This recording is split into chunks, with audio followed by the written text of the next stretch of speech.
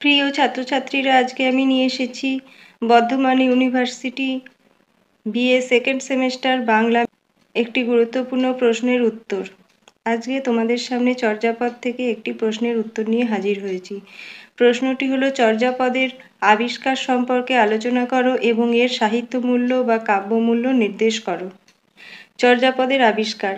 বাংলা ভাষা ও সাহিত্যের প্রাচীনতম নিদর্শন হল চর্যাপদ।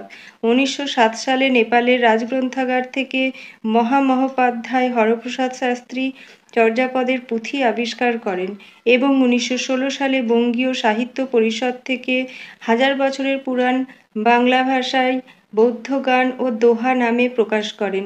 এতে 4টি পুঁথি প্রকাশিত হয়: 1 চর্যাচর্য বিনিশ্চয়, 2 সর্বপাদের দোহা ও 3 কাহ্নপাদের দোহা এবং 4 ডাকার্ণব।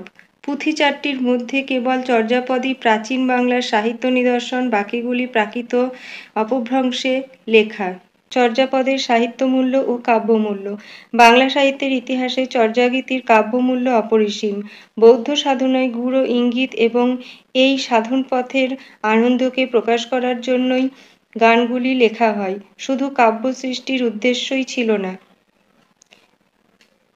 কিন্তু চর্যাপদ কোনো বিশেষ সম্প্রদায়ের মধ্যে সীমাবদ্ধ না থেকে আজ বাংলা ভাষা ও সাহিত্যের প্রাচীনতম নিদর্শন হিসাবে বাঙালি জাতির গর্বের বস্তু হয়ে উঠেছে।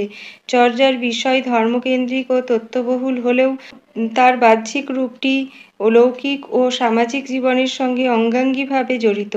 এর ফলে চর্যাপদের সাহিত্যিক মূল্যগুলিও অস্বীকার করা যায় না। বাংলা ভাষার রূপ। মাগধী অপভ্রংশের খোলস ত্যাগ করে সদ্য জন্ম নেওয়া বাংলা ভাষার অপরিণত রূপটি ধরা আছে চর্যাপদে। বাংলা ভাষার নিজস্ব বৈশিষ্ট্য প্রথম পরিস্ফুট হয়েছে চর্যাপদে, এ কথা আজ সর্বজন স্বীকৃত। সাধনতত্ত্ব। জীবন থেকে উপমা নিয়ে চর্যাপদের কবিরা সাধনতত্ত্বের বিষয়কে সুন্দরভাবে ফুটিয়ে তুলেছেন, আর সেখানেই চর্যাগীতি হয়ে উঠেছে সাহিত্য গুণান্বিত।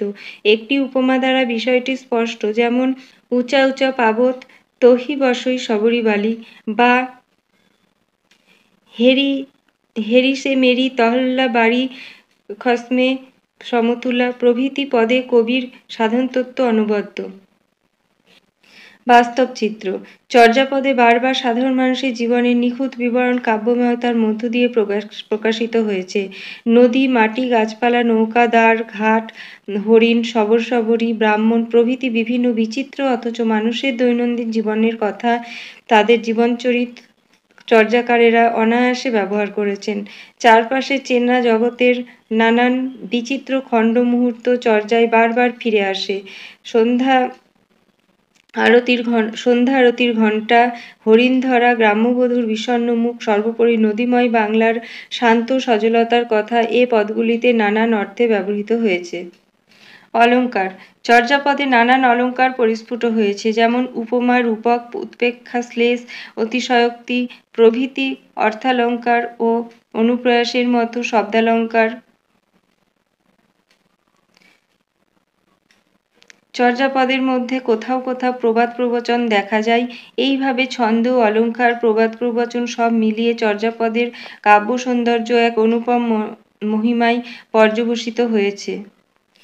ছন্দ। চর্যাপদেই প্রথম বাংলা পয়ার ও ত্রিপদী ছন্দের প্রয়োগ লক্ষ্য করা যায়। অন্তঃমিলের প্রয়োগের ক্ষেত্রেও চর্যার পথপ্রদর্শক, যেমন কা আ তরুবর, পঞ্চবী ডাল, চঞ্চল চিত্র পৈঠে কাল। প্রকৃতি ও মানুষের সম্পর্ক। চর্যাপদের মধ্যেই আমরা প্রথম খুঁজে পাই মানুষ আর প্রকৃতির সহজ ও গভীর সম্পর্কের চিত্রগীতিময় মানবিক মুখ। এইভাবেই বাংলা সাহিত্যের ইতিহাসে চর্যাগীতির গুরুত্ব অপরিসীম হয়ে উঠেছে। উপসংহার। চর্যাপদ হল বাংলা ভাষা ও সাহিত্যের জন্মকালীন নিদর্শন। তাছাড়া চর্যাপদ তৎকালীন সমাজ ও জীবনের মূল্যবান দলিল, ইতিহাসের উপাদানে সমৃদ্ধ। পাল ও সেন রাজাদের দীর্ঘ 200 বছরের রাজনৈতিক উত্থান পতনে যে অস্থিরতা চলছিল, চর্যাপদে আছে তার প্রতিফলন। এছাড়া ভাষা, ছন্দ, অলঙ্কারের দিকে চর্যাপদ নিশ্চয়ই ত্রুটিমুক্ত নয়, কিন্তু তা সত্ত্বেও চর্যাপদকে সুষ্ঠু সুন্দর কাব্য বলে স্বীকার করতে দ্বিধা হয় না।